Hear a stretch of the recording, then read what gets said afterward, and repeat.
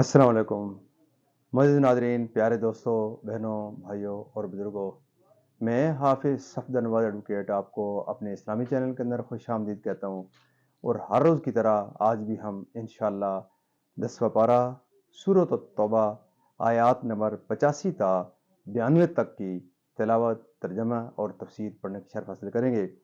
تلاوت شروع کرنے سے پہلے ہم درود شریف پڑھتے ہیں، آپ بھی میرے ساتھ پڑھیں۔ اللهم صل على محمد وعلى آل محمد كما صليت على إبراهيم وعلى آل إبراهيم إنك حميد مجيد.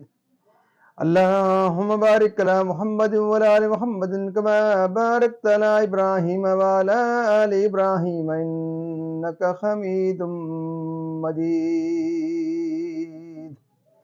أما بعد فأعوذ بالله من الشيطان الرجيم. بسم الله الرحمن الرحيم. وإذا أنزلت سورة أن آمنوا بالله وجاهدوا مع رسوله استأذنك أولو الطول منهم وقالوا ذرنا نكن مع القائدين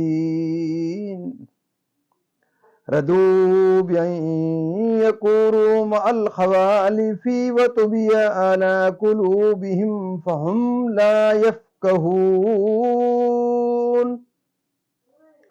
لكن الرسول والذين آمنوا معه جاهدوا بأموالهم وأنفسهم وأولئك لهم الخيرات وأولئك هم المفلحون.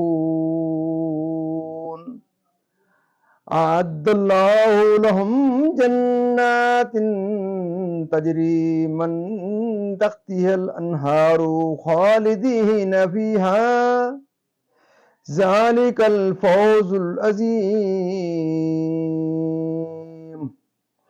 وجاء المعذرون من الأعراب ليؤذن لهم وقعد الذين كذبوا الله ورسوله سيصيب الذين كفروا منهم عذاب أليم. ليس على الضعفاء ولا على المرضى ولا على الذين لا يجدون ما ينفقون خرج إذا نصحوا لله ورسوله ما على المخسرين من سبيل والله غفور رحيم. ولا على الذين إذا ما أتوك لتحملهم قلت لا أجد ما أحملكم عليه تولوا وأعينهم تفيض من الدم خزنا ألا يجدوا ما ينفقون. إنما السبيل على الذين يستأذنونك وهم أغنياء رضوا بأن يكونوا مع الخوالف وطبع الله على قلوبهم فهم لا يعلمون. صدق اللہ العظیم. ترجمہ: اور جب کوئی صورت اترے کہ اللہ پر ایمان لاؤ اور اس کے رسول کے ہمراہ جہاد کرو تو ان کے مقدور والے تم سے رخصت مانگتے ہیں اور کہتے ہیں ہمیں چھوڑ دیجئے کہ بیٹھے رہنے والوں کے ساتھ ہو لیں. انہیں پسند آیا کہ پیچھے رہنے والی عورتوں کے ساتھ ہو جائیں اور ان کے دلوں پر مہر کر دی گئی تو وہ کچھ نہیں سمجھتے.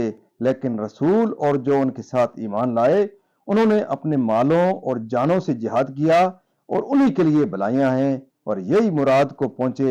اللہ نے ان کے لیے تیار کر رکھی ہیں بہشتیں جن کے نیچے نہریں رواں، ہمیشہ ان میں رہیں گے. یہی بڑی مراد ملنی ہے.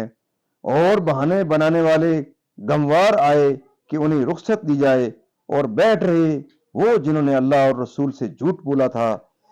جلد ان میں کے کافروں کو دردناک عذاب پہنچے گا۔ ضعیفوں پر کچھ حرج نہیں، اور نہ بیماروں پر، اور نہ ان پر جنہیں خرچ کا مقدور نہ ہو، جبکہ اللہ اور رسول کے خیر خواہ رہیں۔ نیکی والوں پر کوئی راہ نہیں، اور اللہ بخشنے والا مہربان ہے۔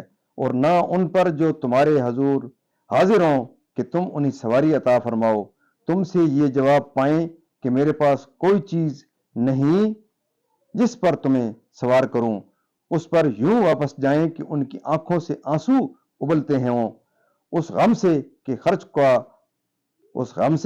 خرچ کا مقدور نہ پایا۔ مواخذہ تو ان سے ہے جو تم سے رخصت مانگتے ہیں اور وہ دولت مند ہیں۔ انہیں پسند آیا کہ عورتوں کے ساتھ پیچھے بیٹھ رہیں، اور اللہ نے ان کے دلوں پر مہر کر دی تو وہ کچھ نہیں جانتے۔ معزز ناظرین، یہاں تک اس کا ترجمہ اختتام پذیر ہوتا ہے۔ اب تسلسل سے اس کی تفسیر۔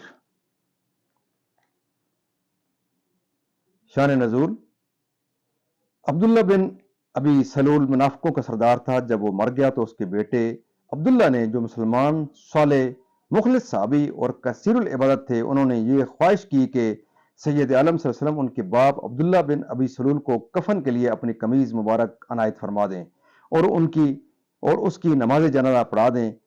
حضرت عمر رضی اللہ تعالیٰ عنہ کی رائے اس کے خلاف تھی، لیکن چونکہ اس وقت تک ممانعت نہیں ہوئی تھی اور حضور کو معلوم تھا کہ حضور کا یہ عمل 1000 آدمیوں کے ایمان لانے کا باعث ہوگا، اس لیے حضور نے اپنی قمیض بھی عنایت فرمائی اور جنازے کی شرکت بھی کی۔ قمیض دینے کی ایک وجہ یہ بھی تھی کہ سید عالم صلی اللہ علیہ وسلم کے چچا حضرت عباس جو بدر میں اسیر ہو کر آئے تھے، تو عبداللہ بن ابی نے اپنا کرتا انہیں پہنایا تھا۔ حضور کو اس کا بدلہ کر دینا تھا، منظور تھا۔ اس پر یہ آیت نازل ہوئی، اور اس کے بعد پھر کبھی سید عالم صلی اللہ علیہ وسلم نے کسی منافق کے جنازہ کی شرکت نہ فرمائی، اور حضور کی وہ مصلحت بھی پوری ہوئی۔ چنانچہ جب کفار نے دیکھا کہ ایسا شدید العداوت شخص جب سید عالم صلی اللہ علیہ وسلم کے کرتے سے برکت حاصل کرنا چاہتا ہے تو اس کے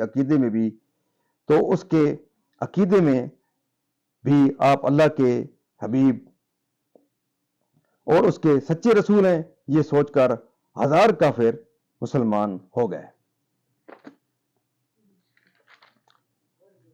ان کے کفر و نفاق اختیار کرنے کے باعث کہ جہاد میں کیا فوز و سعادت اور بیٹھ رہنے میں کیسی ہلاکت و شقاوت ہے۔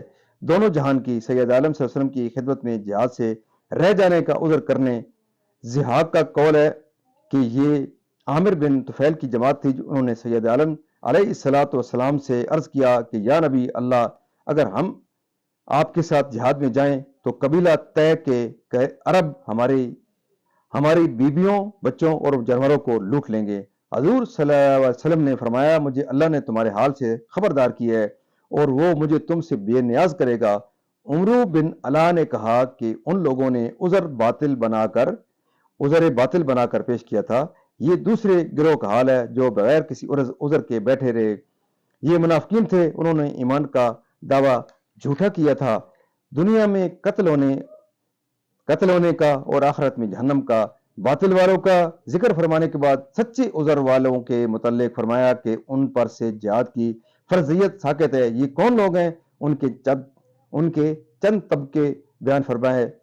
پہلے ضعیف، جیسے کہ بوڑھے بچے، عورتیں، اور وہ شخص بھی انہی میں داخل ہے جو پیدائشی کمزور، ضعیف، نحیف، ناکارہ ہو۔ یہ دوسرا طبقہ ہے جس میں اندھے، لنگڑے، اپاہج بھی داخل ہے، اور سامان جہاد نہ کر سکیں یہ لوگ رہ جائیں تو ان پر کوئی گناہ نہیں۔ ان کی اطاعت کریں اور مجاہدین کے گھر والوں کی خبر گیری کریں۔ مواخذہ کی شان نزول: اصحاب رسول صلی اللہ علیہ وسلم میں سے چند حضرات جہاد میں جانے کے لیے حاضر ہوئے۔ انہوں نے حضور سے سواری کی درخواست کی۔ حضور نے فرمایا کہ میرے پاس کچھ نہیں جس پر میں تمہیں سوار کروں، تو وہ روتے واپس ہوئے۔ ان کے حق میں یہ آیت نازل ہوئی: جہاد میں جانے کی قدرت رکھتے ہیں باوجود اس کے کہ جہاد میں کیا نفع و ثواب ہے۔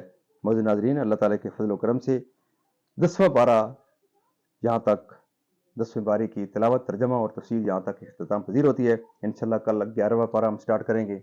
अल्लाह ताला के दरबार के अंदर हम दुआ करते हैं इस कलाम मुक़द्दस के सदके, हज़ूर पाक सल्लल्लाहु अलैहि वसल्लम की ज़ात बरक़ात के सदके, कि अल्लाह ताला हमें कुरान पाक पढ़ने, कुरान पाक को समझकर और इसके अहकामात के मुताबिक, हज़ूर पाक सल्लल्लाहु अलैहि वसल्लम की पाक सीरत के मुताबिक और असहाबा किराम के नक्श कदम के ऊपर चलने की अल्लाह ताला हमें तौफीक अता फरमाए। अल्लाह ताला इस कलाम मुक़द्दस के सदके, हज़ूर पाक सल्लल्लाहु अलैहि वसल्लम की ज़ात बरक़ात के सदके मेरे और आपके तमाम के सगीरा व कबीरा गुनाहों को माफ़ फरमाए, तमाम परेशानों की परेशानियाँ दूर फरमाए, तमाम बीमारों को शिफाए कामिला अता फरमाए और अल्लाह ताला तमाम मरहूमीन को जन्नत फिरदौस में आला बाला मकाम अता फरमाए। मौजूद नाज़रीन, ख़त्म नबूवत के सदके अल्लाह ताला ने इस आखिरी उम्मत के ऊपर एक बहुत बड़ा फ़रीज़ा आयद किया है कि हम इस कलाम मुक़द्दस के मैसेज को दुनिया के हर कोने तक, हर इंसान तक पहुँचाएँ। इसके लिए आप ज़रूर मेरे इस चैनल को लाइक, शेयर और सब्सक्राइब करें। ख़ुद भी इस वीडियो को पूरा देखें और अपने अज़ीज़ अक़रबा, दोस्तों, जहाँ तक आप इस आवाज़ को पहुँचा सकते हैं, क्योंकि ये एक सदका जारिया है। तो जहाँ अगर ज़्यादा से ज़्यादा लोग इसको देखेंगे, अगर ये वीडियो लाइक, शेयर और सब्सक्राइब होगी, इसके बेल वाले आइकन को आप प्रेस करेंगे, तो ये ज़्यादा से ज़्यादा लोगों तक जाएगी। तो इंशाल्लाह ये मेरे और आपके खाते में सदका जारिया लिखा जाएगा। तो हम दुआ करते हैं और उम्मीद करते हैं कि अल्लाह ताला दिन क़यामत हज़ूर पाक सल्लल्लाहु अलैहि वसल्लम की हमें शफ़ाअत नसीब फरमाएँगे। तो इस दुआ के साथ कि अल्लाह ताला आपको जहाँ रखे, खुश रखे और अल्लाह ताला कुरान पाक के सदके आपकी हर किस्म की परेशानी दूर फरमाए और अल्लाह ताला आपको नेक काम करने की तौफ़ीक अता फरमाए। आमीन सुम्मा आमीन।